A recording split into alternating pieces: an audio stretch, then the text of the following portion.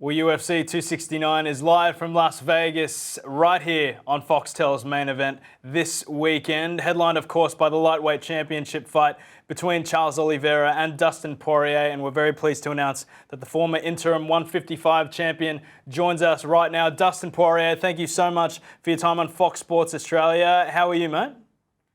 Good, man. Good. How you doing?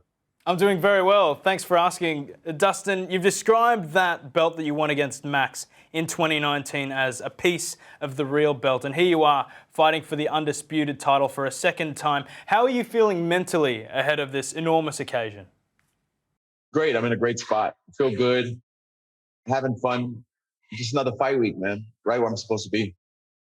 That's great to hear. After the Khabib fight, Dustin, you were understandably devastated, and you mentioned the disappointment at having to wake up and look yourself in the mirror every morning with that result. How much do you draw upon that emotion and the heartbreak of that loss?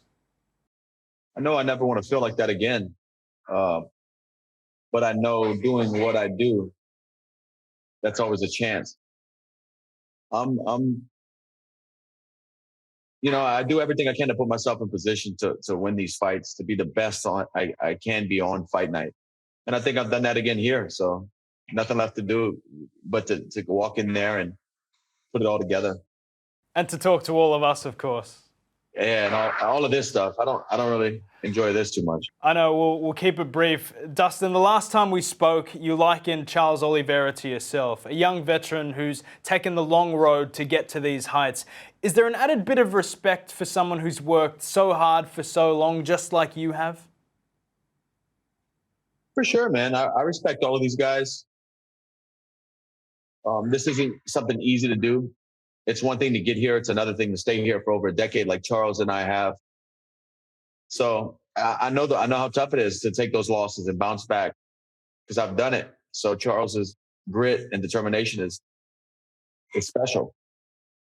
Dustin, what I love about this fight is that you guys are similarly very versatile. Your skill sets seem to match up really, really well. A lot of people talk about Charles Oliveira's submission record, but on the feet, he's no slouch either. 9 knockout wins, only 1 fewer than yourself. Where does Charles Oliveira rank on your list of toughest opponents? He's up there, obviously. He's a world champion with a lot of finishes, most subs in UFC history. But my toughest opponent, styles make fights, and we have to get in there. This is like a answer that I won't have until after the fight. For sure. Well, Charles Oliveira is also a very respectful guy. Are you enjoying that change of pace? It's war when we get out there. I don't. There's not a whole lot of chit chat back and forth, but it's all good.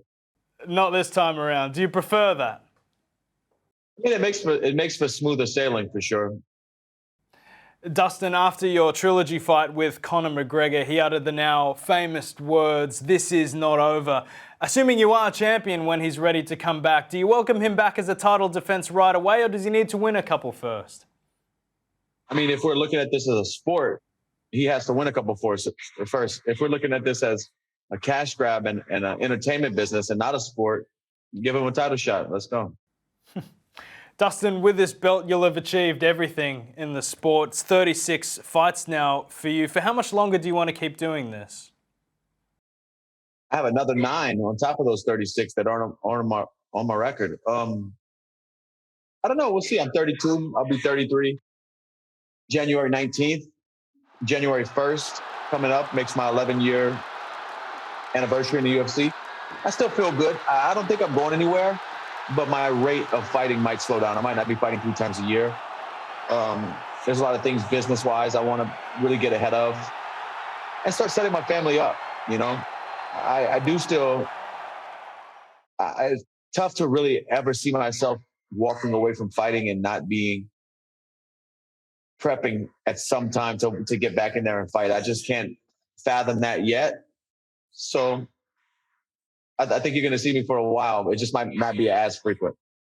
Well, it's great to hear we won't be seeing the last of Dustin Poirier anytime soon. Lastly, Dustin, and we thank you for the time, the Good Fight Foundation continues to do amazing work in the community, including providing 300,000 meals to vulnerable families in South Louisiana. Could you tell us a bit more about that?